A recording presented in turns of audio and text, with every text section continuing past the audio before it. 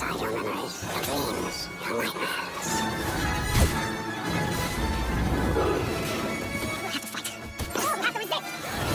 Nothing will change the future. Iran, I will change it. Hello दोस्तों, मैं हूं आपका दोस्त हंटर और इस वीडियो में मैं एक्सप्लेन करने जा रहा हूं 2002 में आई मूवी द टाइम मशीन को। तो चलिए एक्सप्लेनेशन शुरू करते हैं। मूवी की शुरुआत 1899 में होती है, जहां न्यूयॉर्क में डॉक्टर अलेक्जेंडर कोलंबिया यूनिवर्सिटी में इन्वेंशन के प्रोफेसर थे। उसके दोस्त का नाम डेविड था। अलेक्जेंडर भी अपने दोस्त की तरह अच्छी नौकरी कर सकते थे, पर वे नौकरी ठुकराकर अपनी पूरी लाइफ रिसर्च और इन्वेंशन में लगा दिए। उनकी मंगेतर एमा नाम की लड़की होती है। एक शाम दोनों पार्क में मिलते हैं, पर तभी एक चोर आकर एमा को मार डालता है। एमा के मरने का दुख अलेक्जेंडर सह नहीं पाता, इसीलिए वह अपनी सारी कमाई अब टाइम मशीन बनाने में लगा देता है, ताकि वह टाइम में पीछे जाकर एमा को मरने से बचा सके। उसकी ये हालत देखकर डेविड उसे समझाने की कोशिश करता है कि एमा चली गई है और वो अपनी लाइफ को ऐसे बर्बाद मत करे, एक नई शुरुआत करे। पर अलेक्जेंडर कुछ नहीं सुनता है और वो टाइम मशीन पर काम चालू रखता है। इसी के साथ 4 साल बीत जाते हैं और 4 साल बाद 1903 में वो फाइनली टाइम मशीन बनाने में कामयाब हो जाता है। और एक दिन डेविड आकर उससे पूछता है कि वो आखिर 4 साल से अपनी लैब में बंद होकर कर क्या रहा है। पर अलेक्जेंडर उसे टाइम मशीन के बारे में कुछ नहीं बताता है और डेविड को 1 हफ्ते बाद बात करूंगा बोलता है। डेविड के जाने के बाद अलेक्जेंडर तैयार होकर टाइम मशीन में बैठकर पास्ट में उसी दिन चला जाता है जिस दिन शाम को एमा का कत्ल होना था, और वो एमा से मिलता है और वो एमा को पार्क ना ले जाकर कहीं और घुमाने ले जाता है। और जब अलेक्जेंडर एमा के लिए फूल खरीदने जाता है, उसी टाइम एमा की मौत घोड़ा गाड़ी के नीचे आने से हो जाती है। इससे एलेक्स एकदम सदमे में पहुंच जाता है और उसे जवाब चाहिए होता है कि आखिर क्यों वह पास्ट को चेंज नहीं कर सकता है। उसे लगता है कि कई साल बाद फ्यूचर में विज्ञान ने इतनी प्रगति की होगी कि उसके सवालों का जवाब दे पाए, और वह टाइम मशीन में बैठकर 2030 में चला जाता है और पब्लिक लाइब्रेरी में जाता है ताकि वह विज्ञान की नई इनोवेशन के बारे में पढ़ सके। वहीं पर उसकी मुलाकात वॉक्स 114 नाम के एक होलोग्राफिक लाइब्रेरियन से होती है। अलेक्जेंडर उससे टाइम ट्रेवल एक्सपेरिमेंट्स के बारे में पूछता है, तो वॉक्स उसे बताता है कि ऐसा कोई भी एक्सपेरिमेंट किसी भी वैज्ञानिक ने आज तक नहीं किया है और उसके डेटा के हिसाब से टाइम ट्रेवल पॉसिबल ही नहीं है। तो एलेक्स को वहाँ अपने सवालों का जवाब नहीं मिलता है, तो वो और फ्यूचर में जाने का फैसला करता है। तो वह 2037 में पहुंचता है, पर उस समय पृथ्वी की हालत कुछ ठीक नहीं होती है, क्योंकि इंसान ने काफ़ी तरक्की कर ली होती है और इंसानों ने चांद पर कॉलोनी बना ली थी। पर इंसान के किसी गलत फैसले की वजह से चांद टूटकर पृथ्वी पर भयंकर रूप से विनाश कर रही है। वह जैसे तैसे भागकर अपने टाइम मशीन में बैठता है, पर काफ़ी जख्मी हो जाने के कारण वह टाइम मशीन में ही बेहोश हो जाता है। पर मशीन तो चालू ही रहती है, तो वह भविष्य में बहुत आगे की ओर बढ़ने लगता है। इसी सीन में हम देखते हैं कि पृथ्वी बर्बाद होकर धीरे धीरे समय के साथ ठीक हो रही है। पृथ्वी पर दोबारा से जंगल उग रहे हैं और पूरी पृथ्वी हरी भरी हो रही है। एलेक्स मशीन में बेहोश होकर फ्यूचर की ओर ट्रैवल कर रहा था, और जब एलेक्स बेहोशी से उठता है तब करीब 8 लाख साल फ्यूचर में पहुंच चुका होता है। जब एलेक्स टाइम मशीन को रोकता है तब साल होता है 8,02,701, और इस समय पर कुछ सर्वाइवल्स बचे होते हैं जो कि प्राचीन समय के लोगों की तरह रहा करते हैं। एलेक्स फिर से बेहोश हो जाता है। तब हम देखते हैं कि उस एरा के आदिवासी लोग घायल एलेक्स को अपने घर ले जाकर इलाज करते हैं। होश आने पर एलेक्स जब एक बच्चे का पीछा करते हुए बाहर आता है, तब हम देखते हैं कि उस समय के लोग खड़ी चट्टानों पर डिफरेंट तरह के घर बनाकर रहा करते हैं, और यह जगह 8 लाख साल पहले न्यूयॉर्क शहर था, और इस समय में यहाँ ईलो जाति के लोग रहते हैं। अब एलेक्स को देखकर ईलो जाति के लोग वहाँ जमा हो जाते हैं, क्योंकि उनके समय में इंग्लिश लैंग्वेज एकदम लुप्त हो चुकी होती है। इसीलिए एलेक्स की भाषा सुनकर वे उसे ट्रेटर समझ बैठते हैं और उसे मार डालने का फैसला करते हैं। और तभी वहाँ मारा नाम की एक लड़की आती है और वो उन गिने चुने लोगों में से होती है जो कि थोड़ी बहुत इंग्लिश बोल और समझ सकते हैं। और इसी लड़की ने एलेक्स को बचाया होता है। वो एलेक्स से पूछती है कि वो कौन है और एलेक्स उसे सब कुछ सच सच बता देता है। तो वो लोगों से झूठ बोल देती है क्योंकि वहाँ कोई भी एलेक्स की बातों को यकीन नहीं करता और उसे मार दिया जाता। मारा का एक भाई होता है जिसका नाम कैलिन होता है और उनके माता पिता की मृत्यु हो चुकी होती है।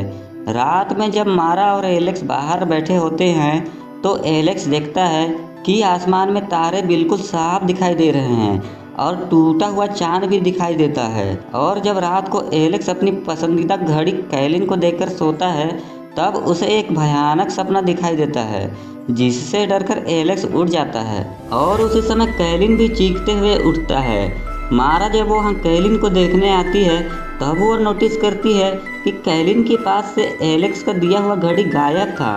बातों ही बातों में हमें पता चलता है कि वहाँ जितने भी लोग रहते हैं उन सभी को वही सेम भयानक सपना आता है। अगले दिन मारा एलेक्स को कहीं लेकर जाती है जहाँ न्यूयॉर्क शहर के बिल्डिंग्स के कुछ अंश बचे हुए थे। मारा एलेक्स से पूछती है कि वो टाइम ट्रेवल करके इतनी दूर क्यों आया, पर एलेक्स की चुप्पी देखकर वो समझ जाती है कि एलेक्स ने किसी को तो खोया है। वहीं पर एलेक्स बताता है कि उसने उसे काफ़ी बचाने की कोशिश की पर वह अपनी मंगेतर को नहीं बचा पाया और इसीलिए वह फ्यूचर में इतनी दूर अपने सवालों के जवाब ढूंढने आया है। उसके बाद मारा एलेक्स को एक नाव से टाइम मशीन के पास ले जाती है पर एलेक्स पूछता है कि वहाँ बस्ती में कोई बूढ़ा इंसान क्यों नहीं है, पर मारा इस बात को टाल देती है। वहीं पर हम रिवर्स लकड़ियों से बने कुछ स्ट्रक्चर्स देखते हैं। एलेक्स अपने टाइम में वापस जाने वाला था पर मारा बेचैन होकर बोलती है कि वो अपने साथ उसके भाई को भी ले जाए और आगे वह कुछ बता पाती। वहाँ पर इंसानों की तरह दिखने वाले कुछ क्रिएचर्स अटैक कर देते हैं। असल में इंसान ही होते हैं जो कि ज़मीन के अंदर रहते हैं और बहुत सालों तक ज़मीन के अंदर रहने पर ये लोग आदमखोर बन गए थे। इनको मैडलॉक बोला जाता है। एलेक्स तो जैसे तैसे अपनी जान को बचा लेता है पर मैडलॉक क्रिएचर्स मारा को अपने साथ ले जाते हैं। एलेक्स काफ़ी बेचैन हो जाता है क्योंकि उसे मारा को किसी भी हाल में बचाना होता है, पर एलोए लोग बताते हैं कि जिसे भी मैडलॉक अपने साथ ले जाते हैं वो कभी वापस नहीं आता है। वहीं रात में कैलिन एलेक्स को एक जगह ले जाता है जो कोई और नहीं न्यूयॉर्क सिटी का वही लाइब्रेरी होता है जहां पर एलेक्स 2030 में गया था। एलेक्स को वहां वही होलोग्राफिक लाइब्रेरियन वॉक्स मिलता है जो कि उसे बताता है कि जब पृथ्वी का विनाश हो रहा था तो कुछ लोग ज़मीन के ऊपर रहे थे और कुछ बचने के लिए अंडरग्राउंड रहने चले गए थे और ऊपर जो भी इंसान सरवाइव किया उसके ही वंशज इलोए लोग हैं।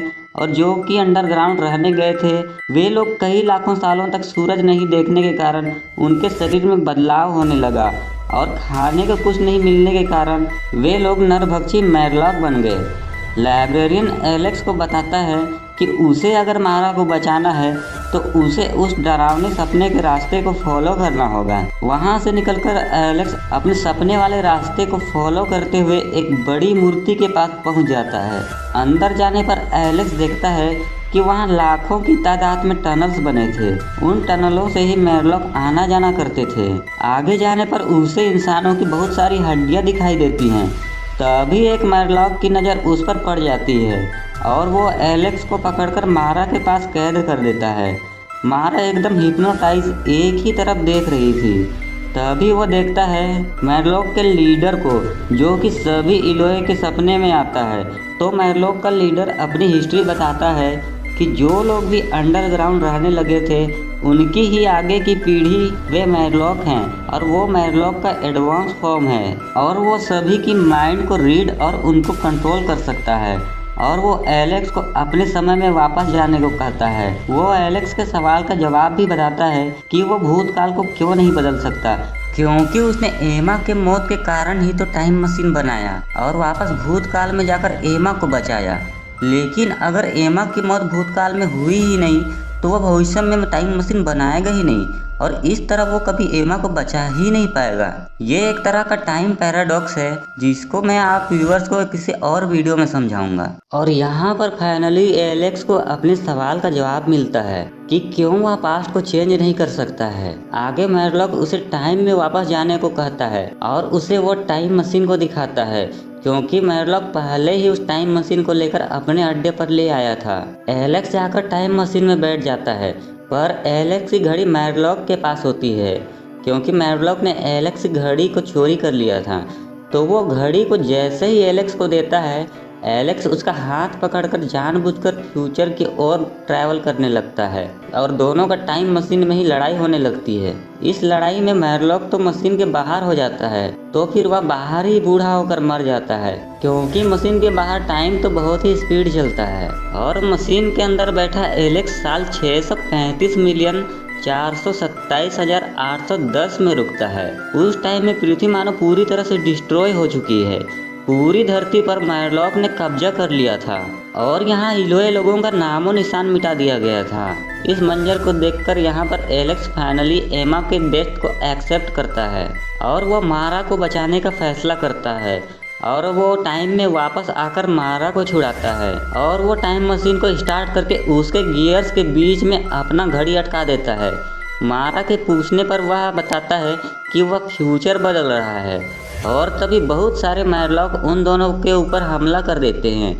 दोनों तो जैसे तैसे भागते हुए गुफा के मुहाने पर पहुंच जाते हैं। वहां बाकी बचे इलोए लोग उनकी मदद करते हैं और तभी टाइम मशीन में एक बहुत बड़ा ब्लास्ट होता है।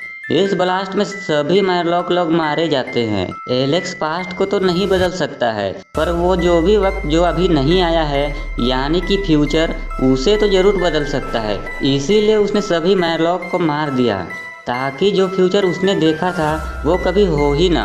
अब टाइम मशीन के नष्ट हो जाने के कारण वो वहीं उस समय में मारा के साथ रहने का फैसला करता है और वो होलोग्राफिक लाइब्रेरियन वॉक्स को इलोए लोगों के बच्चों का टीचर बना देता है।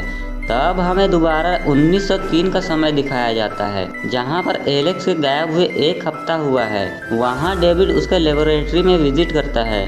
तब वह बोलता है कि आखिर फाइनली एलेक्स सही जगह और शांति के साथ रह रहा है और मूवी यहीं पर ख़त्म हो जाती है। जाने से पहले दोस्तों, अगर आपको मेरा एक्सप्लेनेशन थोड़ा सा भी पसंद आए तो प्लीज़ इस वीडियो को लाइक कर दीजिए और मुझे सपोर्ट करने के लिए इस चैनल को सब्सक्राइब कर दीजिए। मैं मिलता हूँ आपको नेक्स्ट मूवी की एक्सप्लेनेशन वीडियो पर।